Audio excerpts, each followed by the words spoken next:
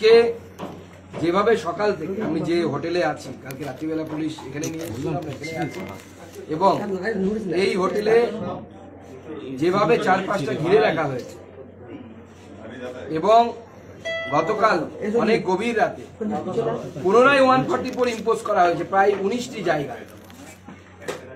আমাদের প্রশ্ন হচ্ছে কেন বারবার 144 ইম্পোজ করতে হচ্ছে রাজ্য সরকার? তার মানে law and order situation not under control. প্রত্যেকটি জায়গায় বিরোধী দল আন্দোলন করতে গেলে 144 ইম্পোজ করতে হচ্ছে রাজ্য সরকারকে। গতকাল বসিরহাটে 144 ইম্পোজ করতে হলো। বারবার যদি এই 144 ইম্পোজ করতে হয় তাহলে কিন্তু এটা প্রমাণিত হয় যে রাজ্য সরকার বা পুলিশ প্রশাসন ল অ্যান্ড অর্ডার মেনটেন করতে পারছে না। আজকে আমার কর্মসূচি ছিল শান্তিপূর্ণভাবে আমরা সন্দেশখালীতে যাব এবং সন্দেশখালীতে গিয়ে সেখানে মা সরস্বতীর আরাধনায় ব্রতী হব। আজকে আপামর বাঙালি মা সরস্বতীর আরাধনায় ব্রতী হয়েছে পুরো বাংলা জুড়ে। আপনারা দেখছেন আপনাদের ঠিক পেছনেই মা সরস্বতীর মূর্তি এবং পুজোর সমস্ত সরঞ্জাম নিয়ে আমি এখানে অপেক্ষা করছি। একটু পরে আমি মা সরস্বতীর মূর্তি নিয়ে এবং পুজোর সমস্ত সরঞ্জাম নিয়ে সন্দেশখালীর দিকে রওনা। ঘটনা ঘটতে পারে যার জন্য পুলিশ আপনাকে হাউস অ্যারেস্ট করে রাখলো? ঘটনা ঘটাবেন আপনি? একটি চিঠি নিয়ে ঘুরছিলেন, আপনার সঙ্গে দেখা করতে ফোন করে দেখা করলেন? এখনো পর্যন্ত কেউ আমার সাথে দেখা করেনি, দেখা করার চেষ্টাও করেছে বলে আমার জানা নেই। আমি মা সরস্বতীর মূর্তি দিয়ে রওনা দেবো।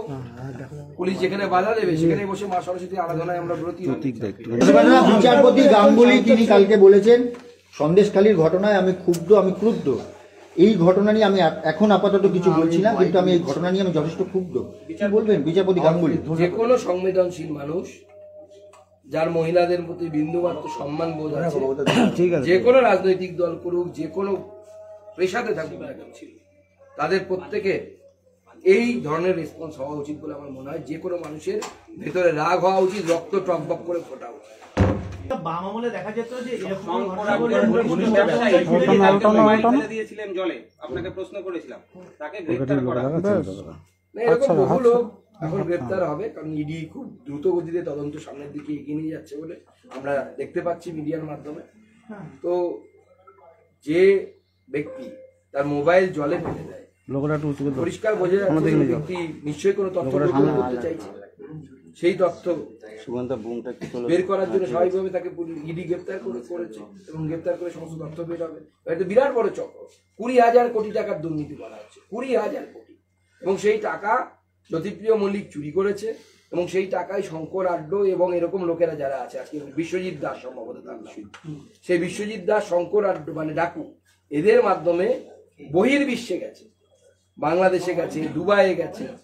যদি বাংলাদেশে গিয়ে থাকে তাহলে এই টাকা আপনার রেশনের টাকা, নরেন্দ্র মোদীর পাঠানো টাকা, সেই টাকা কি জামাতের কাছে গেছে কিনা, এবং তার পরিপ্রেক্ষিতে জামাত তৃণমূল কংগ্রেসকে কিভাবে হেল্প করেছে ভোটে, এগুলো তদন্ত হওয়া উচিত।